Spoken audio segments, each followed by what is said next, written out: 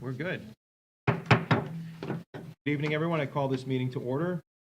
Pursuant to Chapter 2 of the Acts of 2023 and as amended as of March 28, 2025, this meeting will be conducted in person and as a courtesy via remote means in accordance with applicable law. Please note that while an option for remote attendance and/or participation is being provided as a courtesy to the public and board members, the meeting/hearing will not be suspended or terminated if technological problems interrupt the virtual broadcast, unless required by law. The meeting will be recorded by the local scene.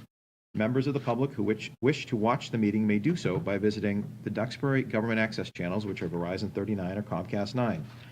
Viewers can also visit the localscene.media/Duxbury for information about Duxbury programming, including streaming and watching replays on Duxbury YouTube. Our first order of business this morning is an executive session, and I will take a motion. Yeah, I move we go into executive session to discuss a King Caesar fund case, which is of a confidential nature, as the fund's purpose is to provide medical relief for the financially needy residents of Duxbury, and if the chair so declares, in accordance with Mass General Laws, Chapter 30A, Section 21, and the Select Board will adjourn immediately after completion of this executive session and reconvene in open session at or about 6:30 p.m. Second. Okay, as chair, I declare the necessity of an executive session due to medical confidentiality regarding the King Caesar Fund case. We have a motion and second. Any discussion on the motion? Hearing none, I'll ask for the roll, starting with Fernando. Fernando, aye. Brian, aye. Amy, aye. Cindy, aye. Okay. And Mr. Chair, if you can announce the two attendees that they need to remove themselves from the meeting, because if I remove them, they won't be able to get back in until. Okay. They're Frank Holden And Mike Downs. and Mike Downs. Okay, Mr. Holden and Mr. Downs, if you would kindly exit voluntarily, and that's not a threat. That's just because if we force your exit, I understand you won't be able to log back in later. I expect that we will be back on approximately 6:30. Yeah, they jumped in. All right, so. Okay, great. And then you lock it. Oh, I have it. Where it is. All right, it's locked. We're all Great. set. Okay. Are we still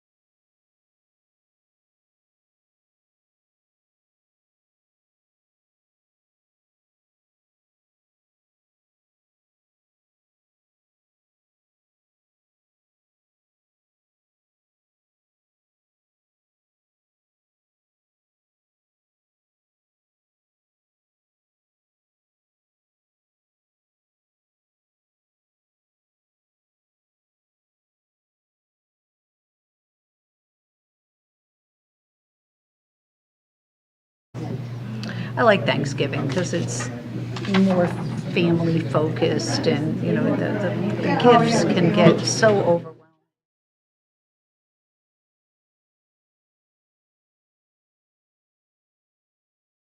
Costume or, you know, Decorate trees. decorate. All that pain in the ass. All right, we are back Right. on. Yep. Is Mike coming tonight? I don't think so. We'll see. Wait just one Oh my sec. God, I think we should just have one thing and have all their names and just sign it for everybody. We could do that, yeah. A lot of signatures. All right, good evening, everybody. This is the December 1st meeting of the Select Board. We just came out of executive session. We are now in open session, and we'll move on to the next item of our agenda, which is Pledge of Allegiance. Please join us. I pledge allegiance to the flag of the United States of America and to the republic for which it stands, one nation, under God, indivisible, with liberty and justice for all. Thank you. Next is open forum. Anything from the board for open forum this evening? I have something. Fernando? Yeah, so quite a few meetings ago, a gentleman came up and asked, since the Potter Point Bridge is owned by the town, what role does the DOT play? So I went ahead and found out, and I'd like the opportunity to just go ahead and read out why the DOT gets involved. In Massachusetts, the Department of Transportation, Mass DOT, has inspection authority over all municipally owned bridges, but local towns and cities are responsible for their maintenance. Mass DOT carries out these inspections on behalf of towns, many of which lack the resources to maintain their own federally compliant inspection programs. Mass DOT's responsibilities. Inspection. Mass DOT inspects all city and town-owned bridges that meet the federal definition of a bridge spans over 20 feet in accordance to the federal National Bridge Inspection Standards. State-level oversight. As the lead agency for the Commonwealth, Mass DOT interacts directly with the Federal Highway Administration. Inventory management. Mass DOT maintains inventory of all bridges within the state, including those owned by municipalities and other state agencies. They use this data to submit a comprehensive inventory to the Federal Highway Administration. Determining load capacity. And Massachusetts General Law, Chapter 85, Section 35, Chapter 85, Section 35, Mass DOT has the authority to determine the safe loading carrying capacity of municipally owned bridges. Funding assistant.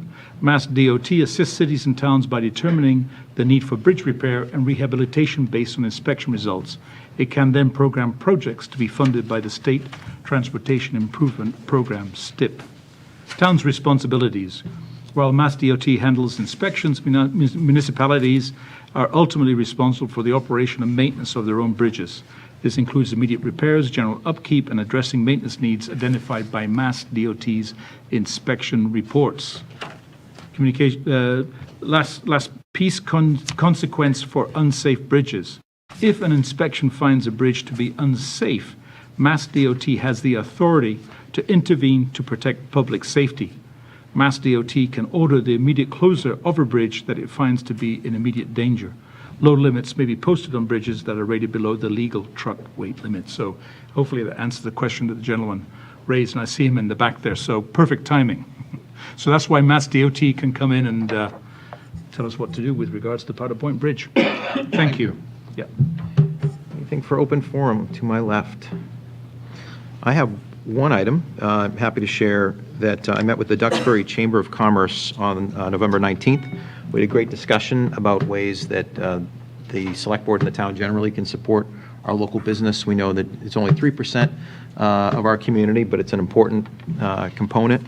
And I'll be looking forward to inviting the group in for a visit with the Select Board sometime in January to have a face-to-face with all of you. And in the meantime, I will pass along some information that they asked me to pass to you. Tells you a little bit about the Duxbury Chamber of Commerce, has the website, and some ways to get involved. All right. So have a look at your convenience, and we'll see them in January. All right, excellent. All right, anything from the public? I like the way that they use the Powder Point Bridge There it is, yeah. in there. Yeah, nice. Anything from the public for open forum? These are matters that we won't be discussing in full this evening, but things you want to bring up to the Select Board for a future meeting. Okay. Alicia, we're just finishing open forum, so if you've got something, the floor is yours. Not to put you on the spot, but you had mentioned to me that you'd like to share something. Yes. Oh, I thought you had intuition here. No, What no, was no. happening? No. Alicia Babcock, Ocean Road South.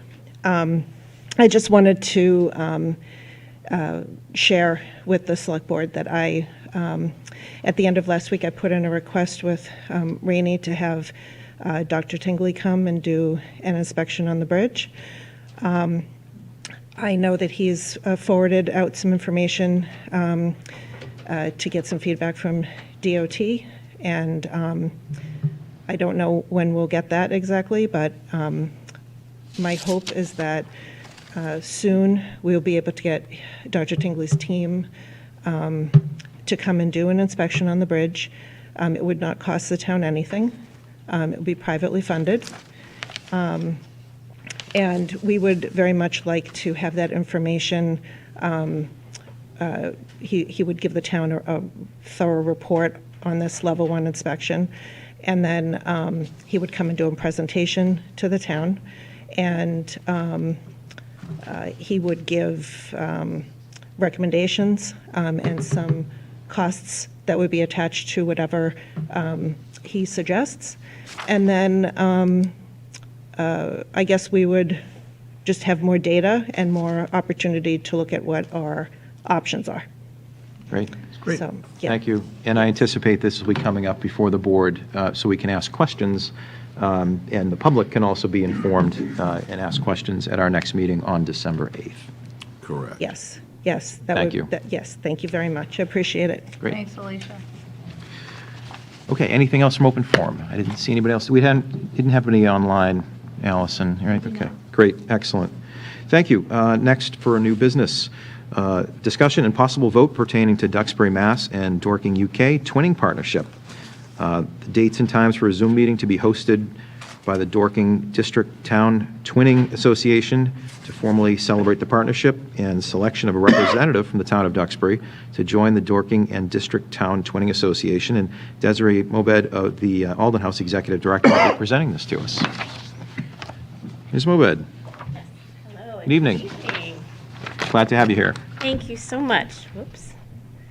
So a couple of points that were brought up by the Dorking Committee, and I'm here on behalf of the Alden Kindred of America to suggest that Dorking, first of all, would like to hold a joint Zoom celebration to mark the milestone of this partnership event, and we respectfully ask the Select Board to propose some possible dates that could be coordinated with Dorking, and once those are coordinated, to move forward at a time that works for both communities, keeping in mind, of course, the time difference all the way over in England. In addition, as you had mentioned, we're requesting that the Select Board name a representative from Duxbury to serve as liaison for this partnership to help ensure the coordination and collaboration. It could be an elected official, it could be an employee of the town, or perhaps a designated citizen, as the Select Board considers appropriate. And finally, we suggest that the approved twinning agreement be publicly displayed in the town hall and made available for viewing on the Duxbury website. And this certainly would help with transparency and understanding on the part of the town and the residents.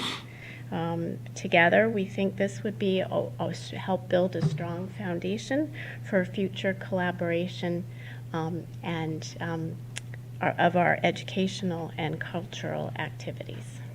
Thank you. Thank you. Don't go anywhere. I think it's a terrific opportunity. Generally, and then specifically having a designee. I'll look to my left and right for any comments or questions. and then we can get into maybe some suggestions and task the town manager with a couple of to-dos. I know that the, Desiree, originally the schools had quite a lot to do with. They continue to do. They They have continue a to do. pen pal exchange Sure. program that they are operating out of the third grade.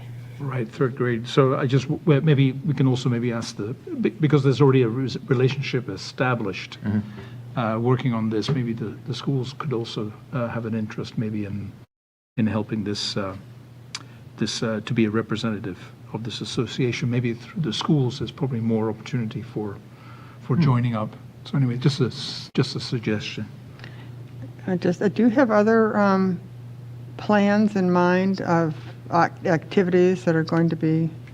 So what's in place right now, in addition to the pen pal program, we've had some joint tours between the the Dorking Museum and the Alden House. Certainly, we've reached out to the Historical Society here in town and also the Senior Center that is looking at some possibility collaborations. Okay.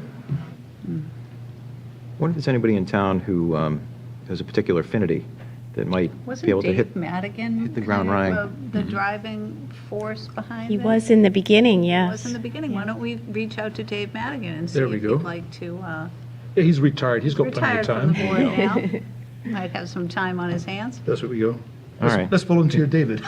No, we obviously need to chat with him, but that's Okay. That's an option. Yeah. Okay. So on our plate is to recruit and appoint Yep. someone for this, to head up the relationship on behalf of the town. Dates and times for a Zoom meeting, I guess we'd have to do that second. We'd have to see who we can get first.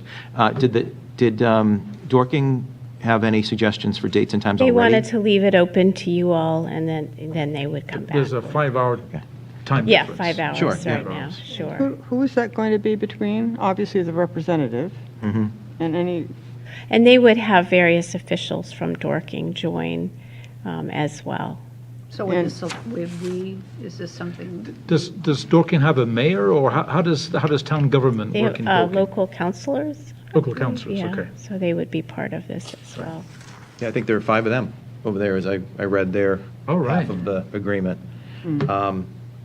Yeah, maybe we could do a Zoom during a, well, that'd be the middle of the night for them. Oh, yeah. it might be jolly fun. It could Jolly be, fun. Could be. Yeah. All right, Amy, could I impose upon you to reach out to Dave to see if he might be interested in doing this? Sure. Okay, great. And then, based upon Dave's schedule, well, number one, if he's willing, and if he's not, we'll go back to the drawing board. And then we'll get some dates pulled together for a Zoom. And then the other piece, Desiree, is getting this on the town's Posting, website. yeah, the agreement on the website or. And I'm sure that's something we can do. hanging We're it, working yeah, on in the a town hall. refresh to the town website. Yep. As we speak, so this we is go. a great opportunity to do that. Anything else on the board? Yes, Amy? May I just ask you a question, Desiree, where you are, more familiar with this and what's happening with this than at least I am, would you have a suggestion as a representative? Should it be somebody from the school versus, or someone from the seniors? Did you have an idea of who would be the perfect representative? I would suggest someone, certainly from the town. It wouldn't have to be an elected official, of course, but someone who can, build relationships between several of the different groups that have already participated. So I think not the town, the school, I think they're very busy, and I think that would be, it's a project for them to handle the Pen Pal program, which they do beautifully. But I would think someone else could help pull all of the different groups together that might be able to participate in this. I'll reach out to Mr. Madigan. Okay. And then if he, we'll go from there. Thank All you, right. Amy. Thank Does that work for your That timeline? works. And We'll, I think 2026 is a perfect time to have this all come together. That's right. Considering the special anniversary that's coming up. Excellent. Well, thanks for bringing this to us, and Yes. we'll look forward to getting back to you soon with some forward movement. Thank you very Great. much. All right, anything else from the board? Nope. All right. Anybody from the public wish to speak to the partnership and the town's participation? Okay. I don't see any further discussion, so we'll move on. Thanks again, Desiree. Next is a discussion pertaining to the Coastal Resiliency Task Force grant awarded under the Coastal Habitat and Water Quality CHWQ grant program for comprehensive habit restoration plan for the Upper Bluefish River. And this will be presented by Brian Walsh of the Coastal Resiliency Task Force. Mr. Walsh, good evening. Good evening. Thank you for having us. I'm Brian Walsh from the Coastal Resiliency Task Force. I'm joined here by Lenore White, who's the chairperson of our task force. She may have some comments as well. As you may know, the town of Duxbury was awarded a $94,000 grant from the state of Massachusetts, the CZM, the Coastal Zone Management Organization. We were one of 9 municipalities to get a grant in this particular program, the Coastal Habitat and Water Quality Program. It's a very competitive program. Typically, at least a few dozen of the, 100 plus eligible towns in the state apply for this, so we were very fortunate to get it. So what I wanted to do is just give you an update on the grant, what we're doing, what the goals are. I've just prepared a few slides just to help explain it. If you go to the next slide, please. So we're calling this the Upper Bluefish River, which is not really a generally used terminology in town. We don't call it that, but we had to define, for the purpose of the grant, we had to define and restrict the grant, the scope of the grant.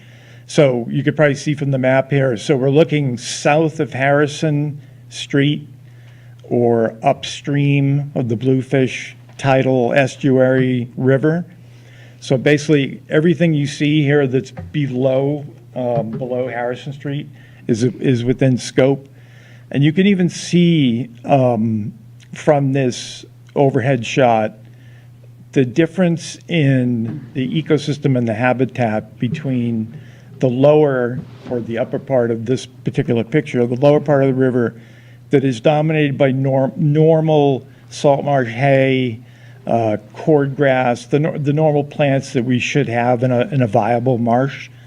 And then upstream of Harrison, and you probably know this just from driving by it, you can see a picture of the road here. It's completely choked and dominated by Phragmites. It's becoming a monoculture. So what we want to understand, I guess I should say, what precipitated this in the first place was Harrison Street Bridge, which is right shown here on this picture, is a top, let's say a top 10 target from a resiliency standpoint. It was identified in the 2021 vulnerability assessment as,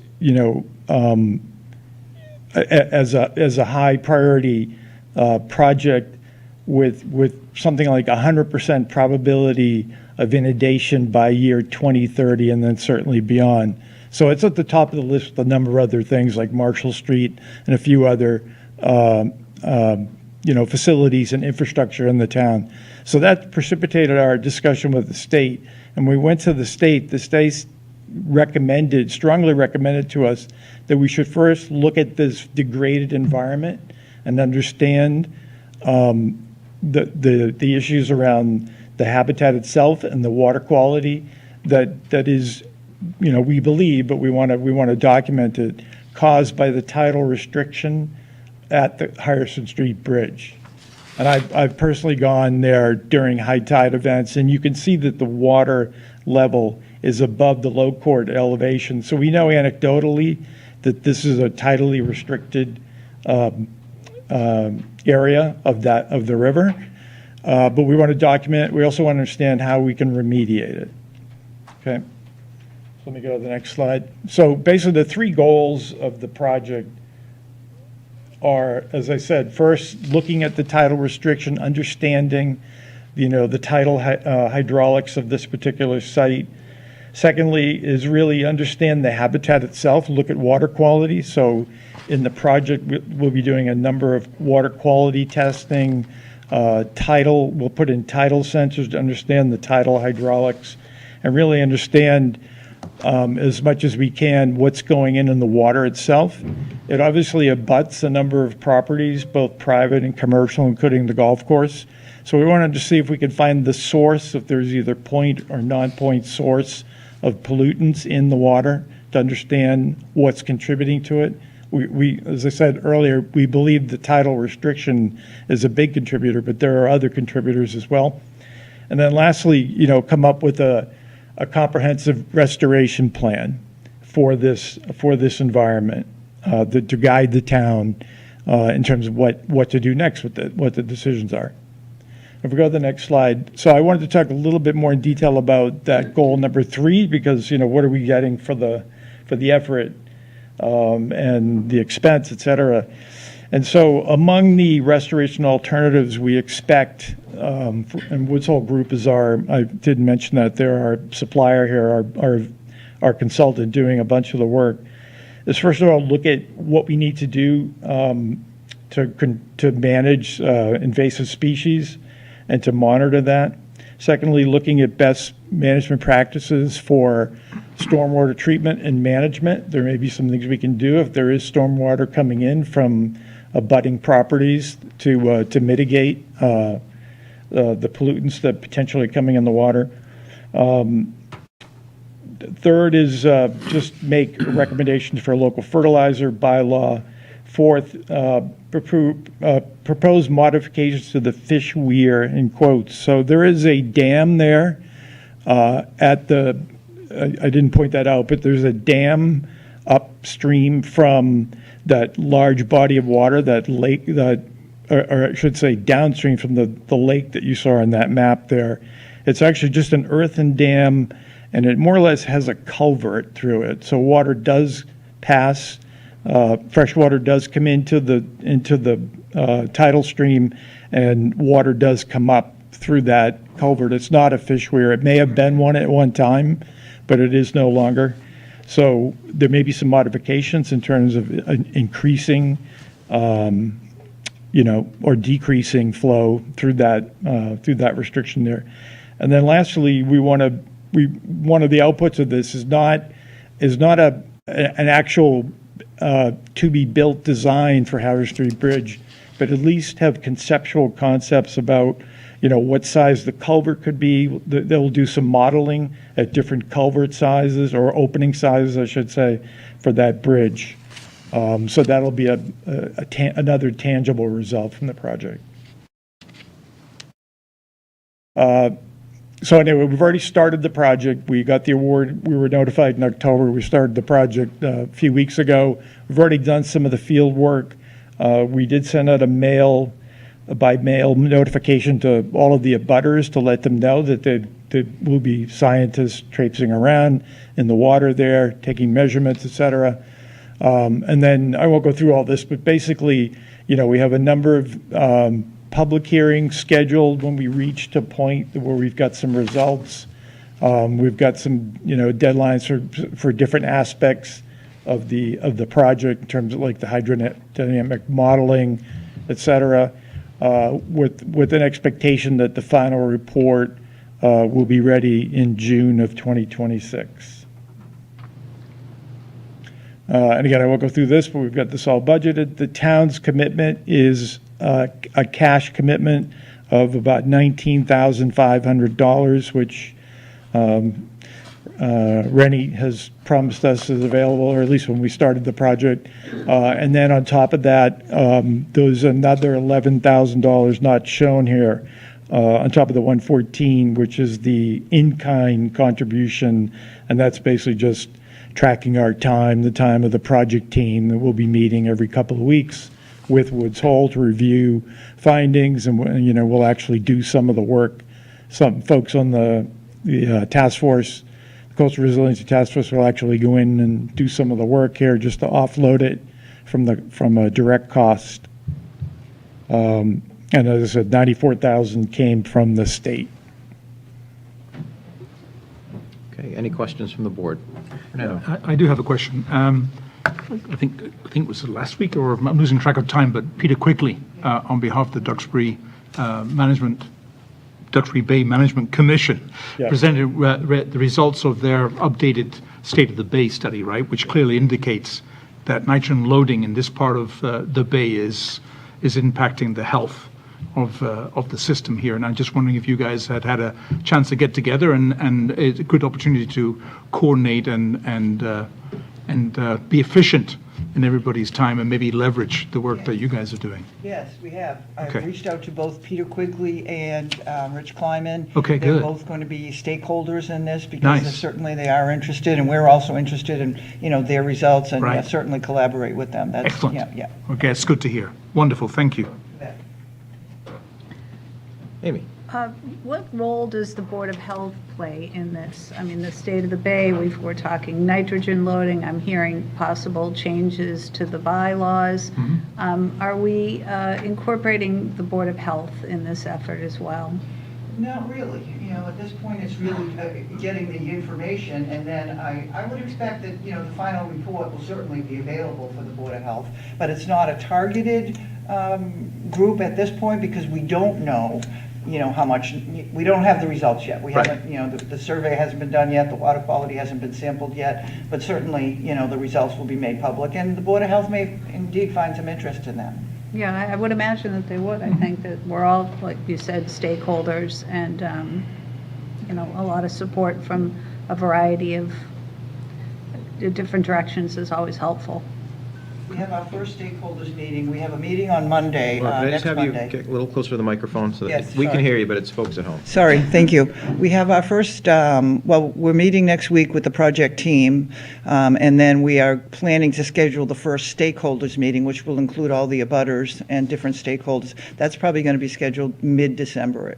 We don't have it scheduled yet, but we're looking towards the middle of December to schedule that, to get their feedback, to get their permission, to go onto their property and do whatever survey work they need to do there. So that's coming up in the next couple of weeks. Great. Well, congratulations on the grant. Thank you for Yes. writing it. We know how much work that is. Yeah, Brian's and Yeoman's work on it, and I want to thank everybody in town because every group that we approached to get the support from, we received. The Conservation Commission, the Planning Board, the Open Space Committee. Everybody was so generous in getting back to us with their letters of support, which I think went a long way in securing this grant. Okay. That's great. Great. Thank Good- you. good Thank team you. effort. Yeah, yeah. I did have one question, Brian, I guess this would be for you. And Allison, if you could switch back to that one right there. Right there. Yeah, so the third bullet point about the local fertilizer bylaw, how much of the resources allocated to the project do you think will be going into that? The reason I ask is I'm not sure we necessarily need that yet. In other words, as I prioritize in my mind, that might be something we get to, but to the extent this grant is small, relatively speaking, I wonder if the funds allocated to that particular component might be better targeted for maybe one of the other needs that the committee's looking at. Yeah, that makes sense. Yep. Does it make sense? Help me understand why that makes sense. My sense is that anything on that third bullet is going to be somewhat boilerplate, best practices type language, and we've done. You've worked with Conservation Yes, Commission around some bylaws yes, amendments that we're looking at they're more targeted toward resiliency Yes. issues. And I feel like there may be some prior work in this space. I feel like this sounds very familiar to me that we've done. Yeah, with some of water this. quality generally, that's something we've talked about as a Board of Water and Sewer Commissioners, Yeah. that we may need to get there at some point. Some of the issues that popped up before is how do we enforce it? Are we going to police everybody going down to Home Depot and Lowe's and watch what they put in their lawn? More about education to the landscapers. Some of that, I think, has already been done. And some of the big users of fertilizer, the schools, the golf courses are already aware. Yeah. So as I look at this, and I'm thinking in my mind in terms of resources, and Amy, this kind of gets to your point. It's not that we wouldn't get there necessarily. I think just in terms of this very localized study, that I want to make sure we're getting the most bang for our buck in terms of looking at this particular area. Cindy? Yeah, my impression is that probably the CZM has a lot of information about fertilizers and fertilizer bylaws sort of at the ready.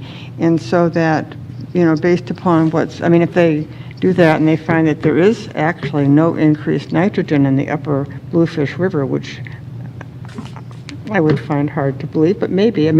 We know that it's in the lower Bluefish River. We heard that 2 weeks ago, or whenever that was. And so, I wouldn't say to them, oh, don't, in my personal opinion, don't bother, looking at that, because I don't think that would take them that much time. Yeah. They're going to gather that information, and, for them to put a few recommendations together doesn't seem like it would be a heavy lift for them.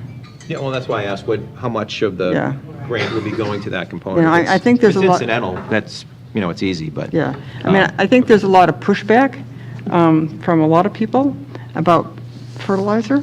Yep. And, but maybe it's time to do a lot of education around it.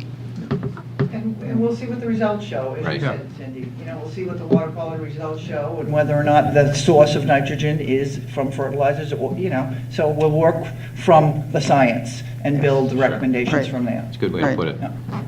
Amy, did you have something? No, I completely agree with Cindy. I think, it is a tough topic, and we do get pushback, but I think we can wait and see what the study says, but I have a pretty good feeling that it's gonna direct us into having to deal with that issue. Just one more thing. Of course, I think Brian was being rather modest when he was saying, members of the team will go down and do, the in-kind work. I think it's Brian, and I, thank him very much for. Pair of waders. I got to use them for something. There you go. I think that, you've done a lot of work already and are going to continue, and I, for one, really, really appreciate the effort that you're putting into it. Yes, thank you. Well, we know that the health of our wetlands are important to coastal resiliency, right? So. Yeah. And This is- and we hope to use the results from this study to go back to CZM for additional funding for some of the Right. recommendations that Correct. come forward. Because that's really what we aimed for, but they steered us in the direction of, let's get the study done first, see where the problems are, and then look at funding solutions. Yep. So Sure. it's a continuum. Makes sense. Well, it's a great problem for us to have. It is. How to put the grant together, or how to spend the money. That's great. Thank you again, both Okay. of you. Any Thank you. questions from the public before we Thank you. move on to the next item? It just seems like when you do something that you need to read, Nancy, you put something on there. Yeah, I'll do that under my report. Oh, okay. Thank you. Great. Okay. Brian, Yes. as chair, there's a lot of people here. Can we just shift the agenda around, if you don't mind? Because we talked the ATM and then sure. my piece. I realize a lot of people, if we could bring it forward and then reschedule it, is that at all possible? Yeah, what's everybody here for? I'm sure they're here for the Duxbury Rotary Club's Pledge for Peace presentation, right? Okay. And there's also the donation from Duxbury Youth Baseball, right? Somebody? Yep. Well, I'm happy to skip ahead to the, let's see, Duxbury Baseball would be next, then, in that case. Sure. Any objection from members of the board? All right, so why don't we move to discussion and vote regarding a gift from Duxbury Youth Baseball, new batting cages at Keene Street Baseball Fields, and this is presented by Gary Williamson and Ed Bourget, president of Duxbury Youth Baseball. I'm just promoting Gary's attendance.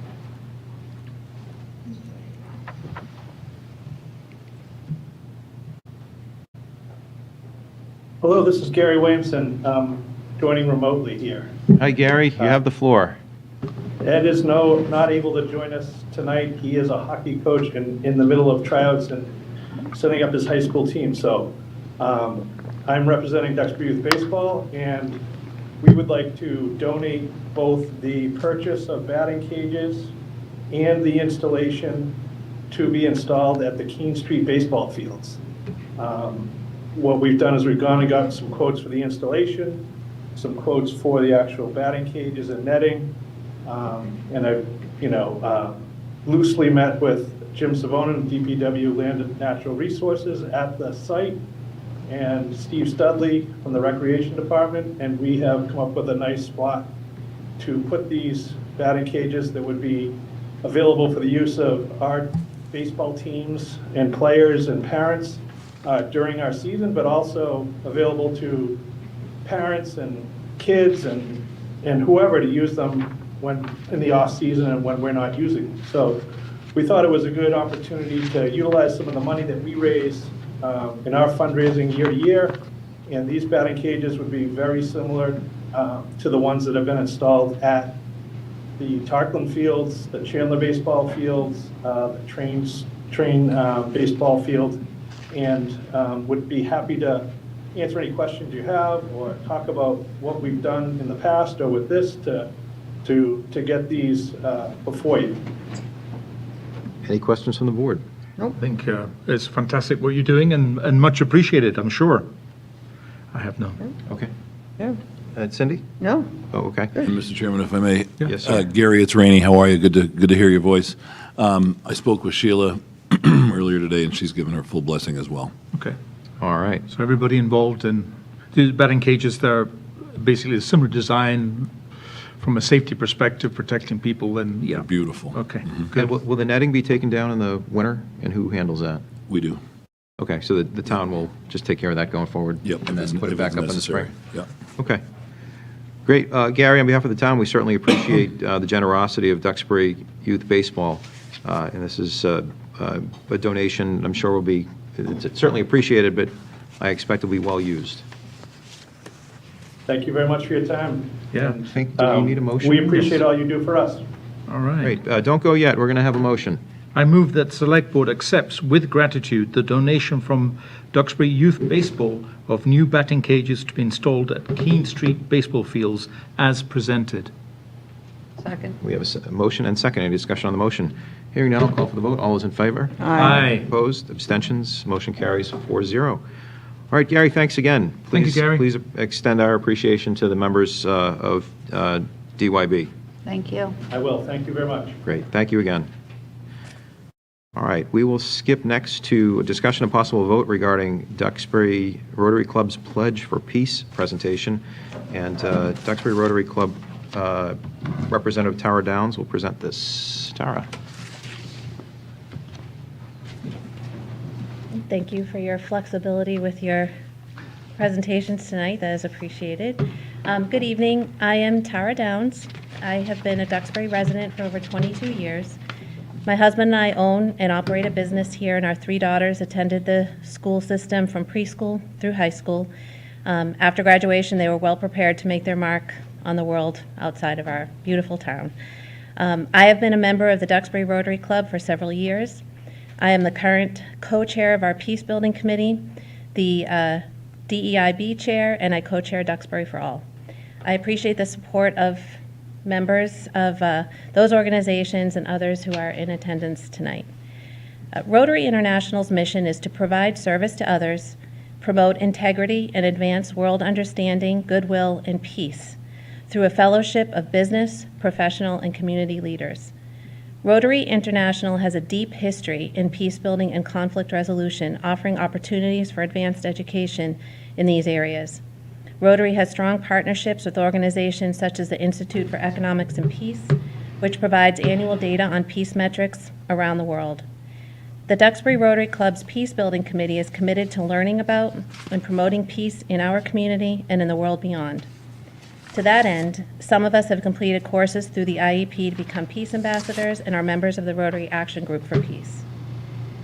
I know this sounds nice, but what does this mean potentially for Duxbury? Duxbury is a peaceful place, as measured by the absence of overt violence and instability. We are a well-run town. In times of crisis, we come together in support of our neighbors. We have faced and we will continue to face challenges together. What will enable this community to navigate those challenges is not just the absence of violence. It will be a working knowledge of positive peace and the conscious integration of the pillars of positive peace into the fabric of how we make decisions and implement policies for our community. The 8 pillars of positive peace are a well-functioning government, equitable distribution of resources, a free flow of information, good relations with our neighbors, high levels of human capital, acceptance of the rights of others, low levels of corruption, and a sound business environment. When a community uses these concepts, the result is deeper citizen engagement, more trust in leadership, and the ability to navigate differences with respect. Ultimately, decisions are made and policies implemented that benefit the majority of the community and result in citizens feeling vested in the outcomes. As a foundation for moving forward, the Duxbury Rotary Club has adopted a peace pledge and invited its members to sign on to it. We ask that you consider the same as the town leaders of Duxbury, and I will read it to you now. I pledge to practice peace. I will work for peace in my heart, in my home, and for our local and global communities. Through my actions, I will demonstrate peace as a way of being and peace as a positive perspective for resolving the conflicts that will arise among us. I pledge to think, speak, and act with the goal of understanding, healing, and uniting. I pledge to act with compassion, kindness, and empathy. I pledge to set a peaceful example for my family and others, to be an instrument of peace for the betterment of all. May peace prevail in Duxbury and the world. Peace is a practice. The Rotary Peace Building Committee will take the lead in bringing opportunities to experience and learn about positive peace to our town. The fact is, there are examples of how this is already happening all around. The Rotary's Good Neighbor Fund offers financial assistance to Duxbury families experiencing financial difficulty. Community is a collaboration between Duxbury Free Library and Duxbury for All. This regular event provides space for community members to connect in a nonpartisan, relaxed atmosphere. When connections exist, people are more likely to negotiate differences with respect and a greater interest in varying perspectives. We would like to complete the application for becoming an International City of Peace with the support of the Select Board and other community organizations. The specific application for cities and towns with Rotary clubs exists because of Rotary's deep roots in peace building and conflict resolution. Locally, Plymouth is the most recent addition to the over 450 International Cities of Peace. Bridgewater is also a designated City of Peace, and both of these initiatives were led by Rotary clubs with the support of other community organizations. How we create a community culture of peace will evolve. No matter the current or future approaches, we know that peace building is more effective at the community level where needs are known and solutions come from collaboration and cooperation between all sectors of society: the arts, education, environment, business, safety and security, recreation, faith-based, service, wellness, and government. Members of the International Cities of Peace Association are self-organized either by government proclamation, resolution, or a community leadership team, such as the Rotary Club. Each City of Peace is a signatory of a letter of intent based on the United Nations Culture of Peace Resolution, which addresses a culture of peace.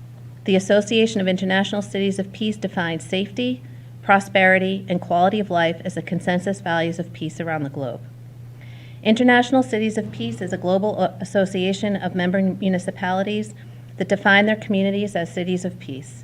The organization provides an array of tools and services to help individuals, groups, and civic institutions develop plans and make progress in furthering within their community a culture of peace. Becoming an International City of Peace will make a strong statement about the kind of community Duxbury is and works towards being. As our Peace Pledge states, peace is practice. Identifying as a city of peace will foster a culture where conflicts are resolved thoughtfully and respectfully, and our actions result in security, stability, opportunity, and equity for our community members. I welcome your comments and questions. Any questions or comments from the board? Cindy?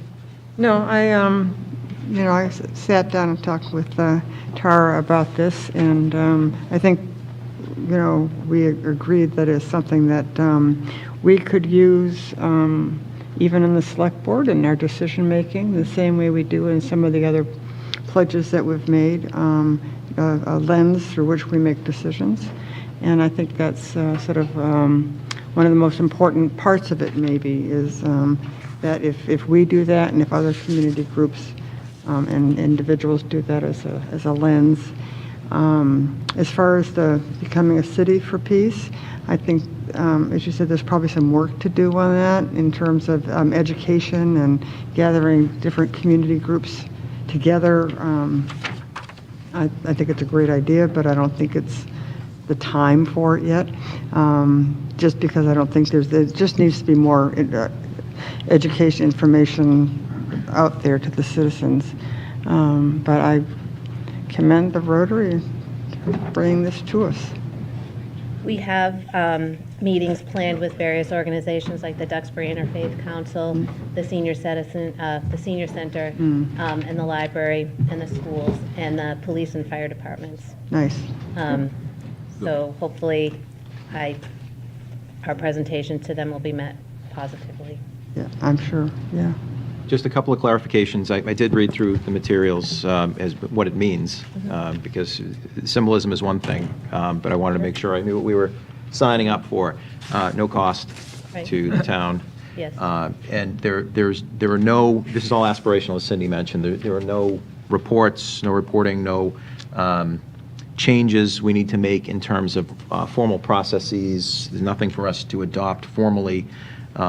So an endorsement by the Select Board really is symbolic, because there aren't any specific deliverables that need to be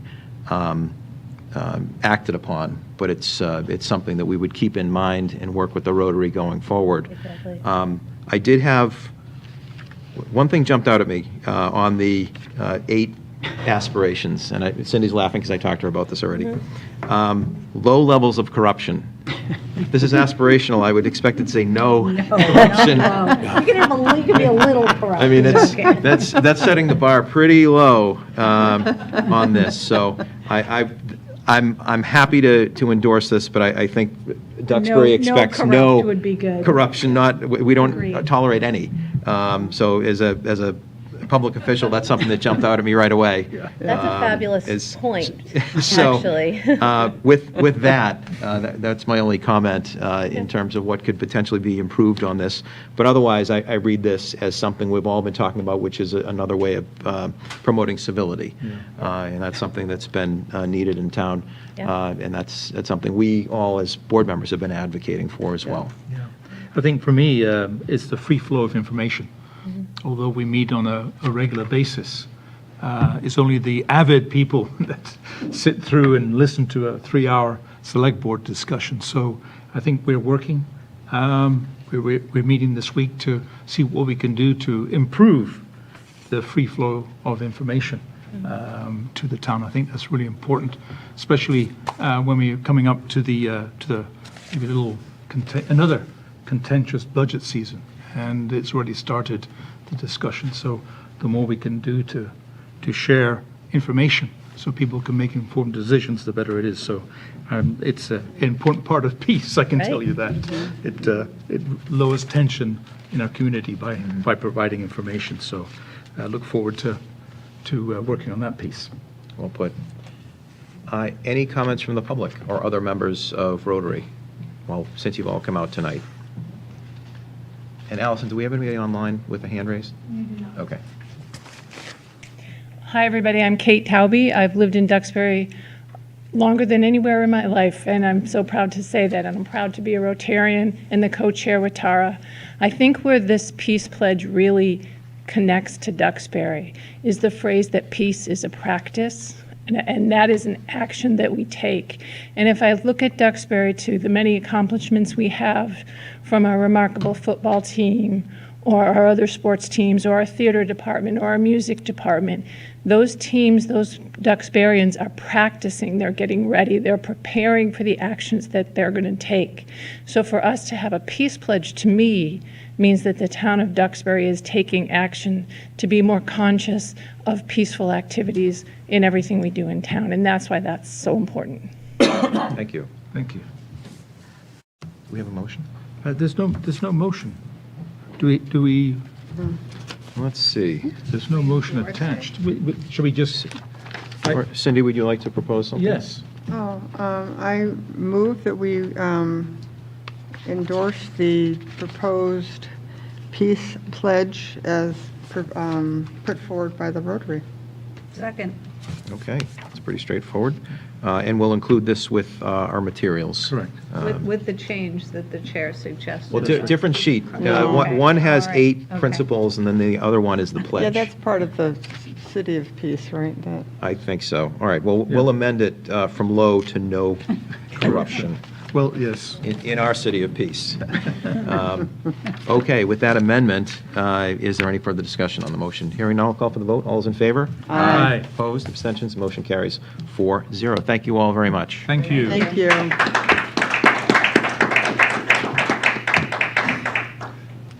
Okay, getting back to our previously advertised schedule and agenda items. Next would be a follow-up discussion from November 3rd and November 17th agendas, and a vote to remove the April 7th, 2025 Select Board Goal Number 9, prepare a town meeting article for 2026 ATM to move the date of our annual town meeting from March to May, commencing with 2027 ATM. Rainey is going to present this, but Fernando has some remarks as well. Yep. You don't need to do this because Fernando's going to tell you why. Okay. Go ahead. Oh, that's good. So following on from our discussions at our November 17th meeting, I would like to keep on working on the article moving the date of the annual town meeting to May. All right, so yes, I think Brian, the last meeting said with regards to PAC, surely that can be right. So I spoke with Danielle Klingerman today, and she confirmed that the calendar for the PAC for 2027 is wide open. All right, and then she reiterated that the town takes priority, and if required, with the schedule for May concerts, they'll move around what the town needs. So that's good news, and she also reiterated she looks forward to hopefully a positive vote by the town to move the meeting to May, and I'll talk about that in a minute. There's still 2 issues that need to be worked. The first is staffing for elections. The current staffing levels, Susan hosts the election day, and the number of hours we have open requires 2 shifts, and that's 70 people. And so with a slight reduction in the number of hours, we do provide early voting, mail-in voting. We provide lots of opportunity for people to vote. A small reduction of hours I don't think will be significant in terms of impacting people's abilities, but we can reduce the number of staff that she needs to 35. So it makes her job in finding volunteers easier. So that's something that I'm sure she'll be bringing up. The second point is obviously the schedule of the annual town meetings, right? So I'm happy to work to resolve those points, work with Susan to get that in front of us. I'm happy to engage with other towns, see who host. The vast majority, by the way, 74% of the towns in Massachusetts hold their meetings in May, so I can find out and see what the others do, rather than reinventing the wheel. I'm thinking Tuesday, based on the previous information, Tuesday week, rather than a Saturday in May would probably be a better idea. So I'm happy to work those points. I think for me, originally when I made this presentation back, and citizens was an intent to increase participation. And at the end, I think we all reflected participation at the annual town meetings is situation driven, right? If there's big stuff on it, people turn up, right? However, I think the big impact is for the additional 2 months this would give us, right, is in the budget process, right? So town administration, finance department heads, the schools especially. Like I said, Danielle would really appreciate this. The finance committee and us, the select board, right? We really compress our meetings. As soon as the annual town meeting is done, Rennie asked, let's move to we're meeting twice a month rather than every week, right? So by compressing the schedule and now opening up and giving us the other 2 months, it gives everybody more time to do this, and is more efficient and puts less demands on our resources. So if that's okay, I'd like to continue working on behalf of the select board on this goal that we'd agreed to originally anyway. And I'll put it on a future agenda. for I was further just going to say that, discussion. so I don't want to have too much discussion on this tonight, because it's an agenda item about our goal, Yep. rather than the substance of the goal itself. Correct. So this will come up, because I want to have the town clerk, who's been very helpful in participating in these discussions, to have an opportunity to engage further and participate in a meeting. So, Rainey, whether that's the 8th or the 15th. Probably going to be January. Okay. As long as we can keep the warrant open long enough, because Yeah. this has to do with a warrant article. So our task for tonight is whether to keep this goal, Select Board Goal number 9. From our last discussion, the expectation was we would remove this as a goal, but as Fernando has just described, he'd like for us to continue looking into it. So I think the vote tonight is simply whether we remove this as a goal or we keep this as a goal. And then, assuming we keep it, we will put this on for a future agenda item to have a discussion, a substantive discussion on the merits, and then move forward with it at town meeting if the board so desires. Any discussion on this particular issue? No? Okay. In that case, There is a motion that is basically to remove it if we say no. so why don't you just flip the language on the motion Yeah. to keep it, unless, You don't is even have to anybody take any opposed? Why not We don't just have to take any not, you action. don't have to say I anything. know. Yeah, okay, good. We don't That's really it. have to vote on it. We Yeah, okay, done? We'll withdraw it? Yep. Okay. Yeah. All right, Excellent. so, Thank you. well, just so the public is aware, because I Yes. think it's important, where we left it last time is we weren't going to pursue it. Right. And now we've Yeah, I changed missed course. that meeting, so I was, then I Yeah. will go back and watch that, because when I was here the last time on the 3rd of November, it was just, we were seeking your Yeah. input, and Yeah. there was certainly problems with the dates, Yeah.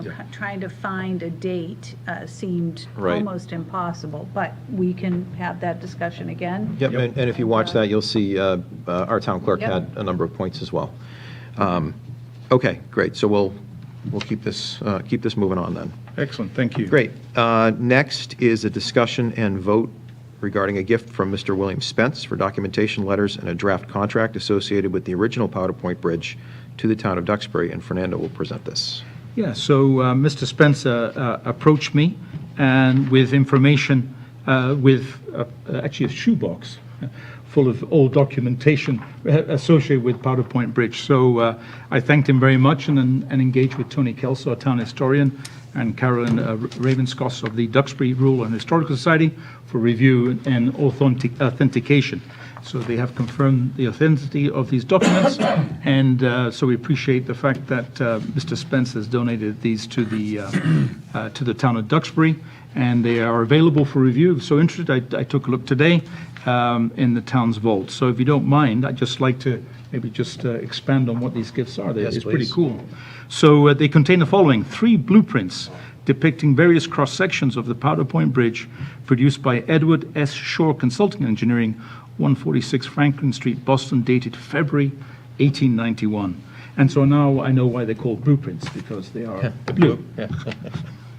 2 draft documents titled Contract and Specifications for Building a Pile Bridge at the head of Duxbury Bay between Powder Point and Duxbury Beach in the town of Duxbury in the year 1891.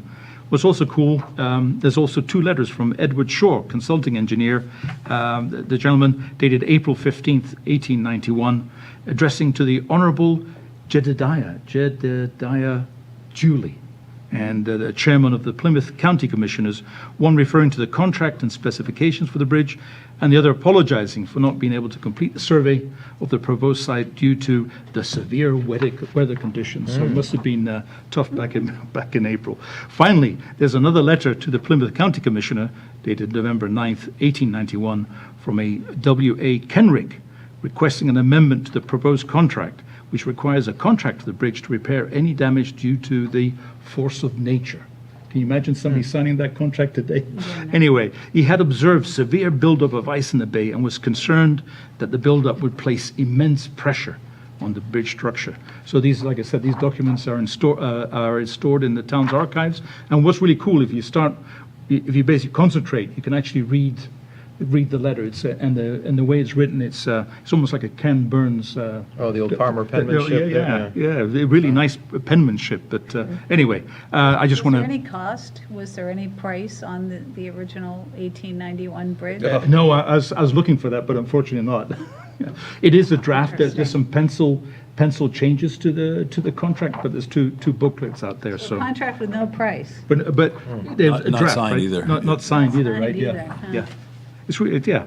Anyway, so a little piece of.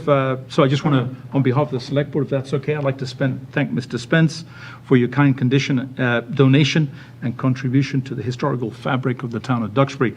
Mr. Spence couldn't be here tonight, but he did appreciate the thought and the recognition. So anyway, Excellent. Can we share some of these materials with Mass DOT? I think we should. Maybe say, can It you build a bridge that looks just like could this? Well, it could be informative. I mean, they have been great in taking public input, Yeah. and they've been particularly sensitive about aesthetics. Right. And I wonder That's if a good some point. of this material might further inform the team as Yeah. they go through the process of designing a replacement. Great bridge. I shall notify Marco, our contact. That'd be great. Thanks. Any other comments or thoughts? It's great to have this information. The timing is perfect. It's kind of almost little late, maybe, but it's good. yeah. Right. All right. So may I have a motion? Yeah, I move that the Select Board accepts with gratitude the donation from Mr. William Spence of historic documentation associated with the Powder Point Bridge as presented. Second? We have a motion and a second. Any discussion on the motion? Hearing none, I will call for the vote. All those in favor? Aye. Opposed, abstentions, motion carries 4-0. Next is a discussion and vote to the common victular Class 2 used auto and general license annual renewals for 2026, which I think we've all seen the great big pile Yep. in the signature folder.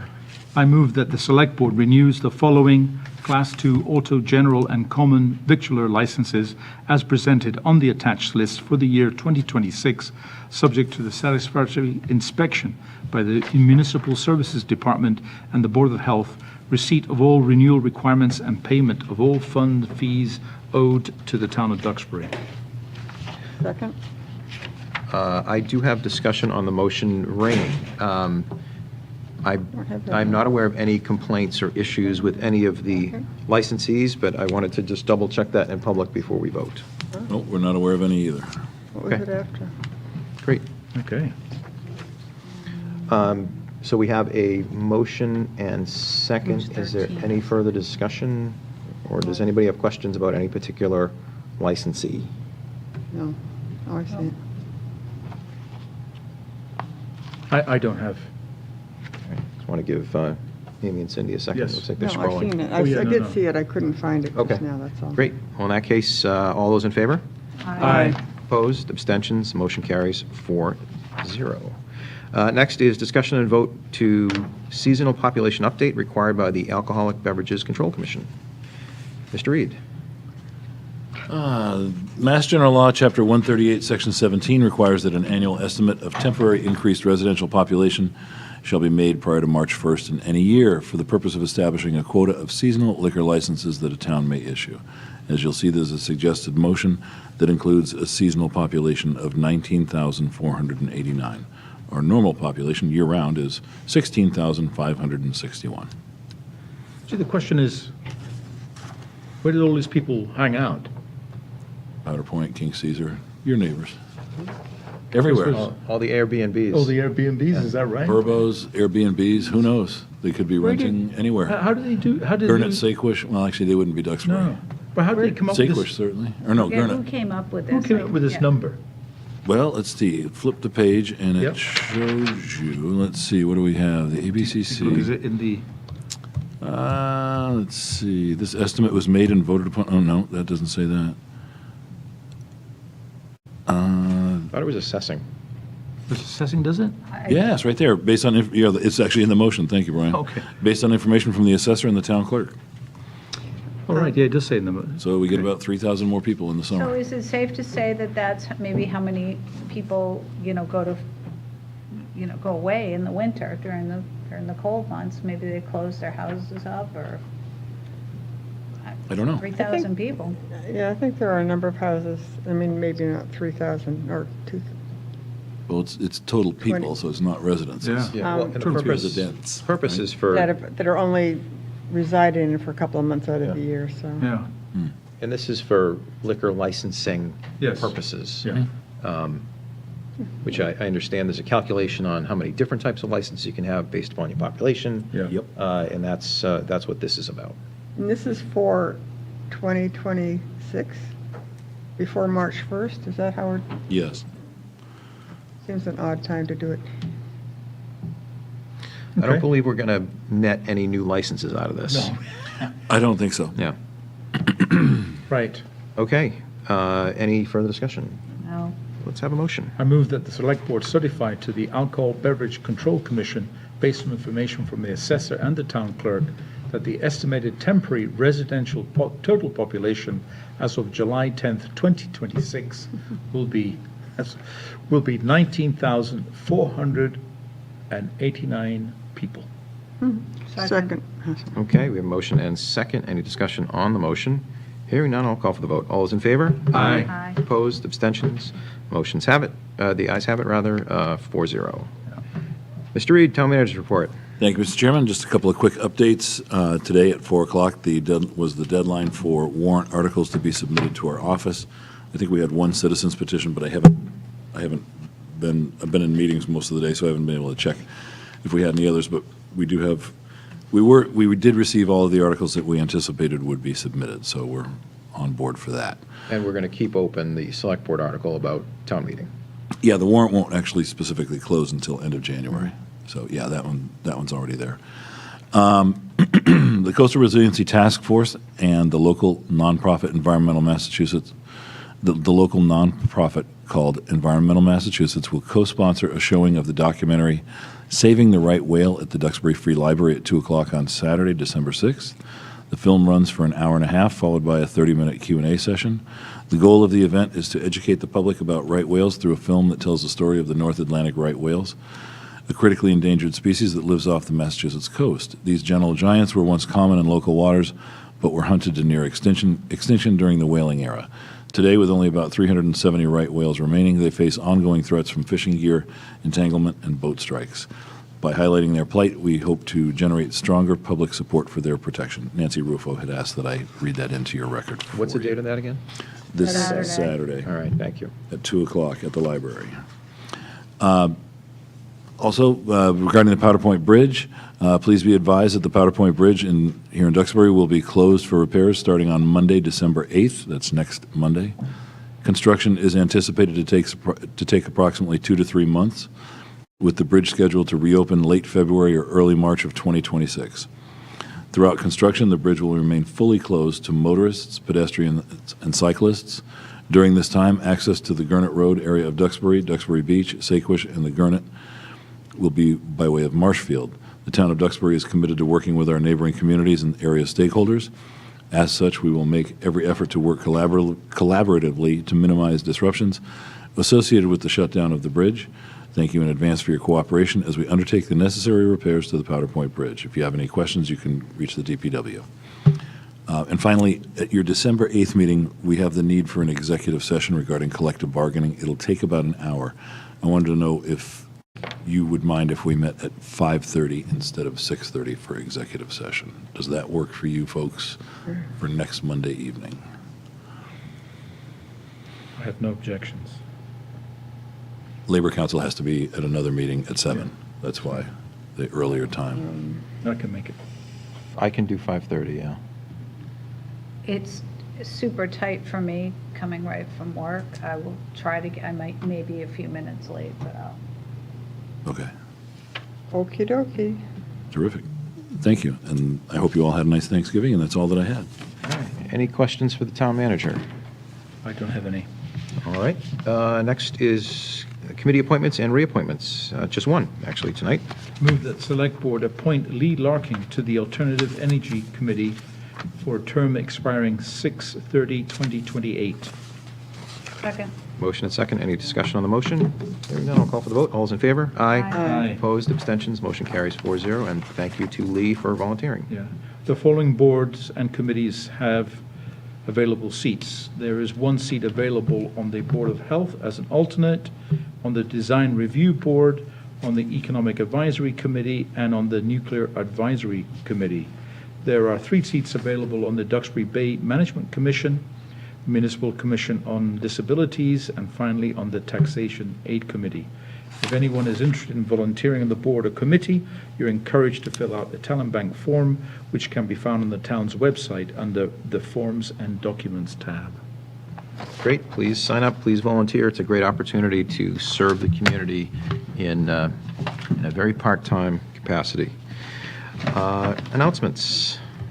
There are the following announcements. One, the local scene, pac-tv, is seeking representation for Duxbury on their board of directors. There are currently 2 openings for the town of Duxbury.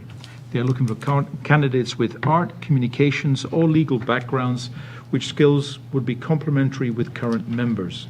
The board meets quarterly and is non-fundraising. For more information on the current board, please go to thelocalscene.media/board of directors. To apply, please reach out to Nancy O'Connor, extension 5401 for an application. 2, please join us at the annual J. Cox Christmas tree sale located at 214 West Street, Duxbury, on Saturday, December 6th and Sunday, December 7th from 9 a.m. to 4 p.m., weather and tree inventory permitting. Visit the Conservation Department's page for pricing and updates at www.town.duxbury.ma.us/conservation. Cash or check are the only forms of payment accepted. Finally, the next Select Board meeting will be on Monday, December 8th, 2025 at 6:30 p.m. in the Mural Room. There will Mural. Easy for you to say. Mural, whatever. Room. Mural. Mural. Room. There will be an executive session from 5:30 to 6:30 p.m. That's it. All right, nothing further. Just want to give a shout out to Allison Shane for pinch hitting tonight. Thank you, Yes. Allison. Thank you, Allison. Allison? Anything further? One further motion, Yes, please? I move that we adjourn the Select Board meeting. Second. Motion and second. Any discussion on the motion? Hearing none, I'll call for the vote. All those in favor? Aye. Aye. Opposed, abstentions, motion carries. We are adjourned. All right, thank Evening. you.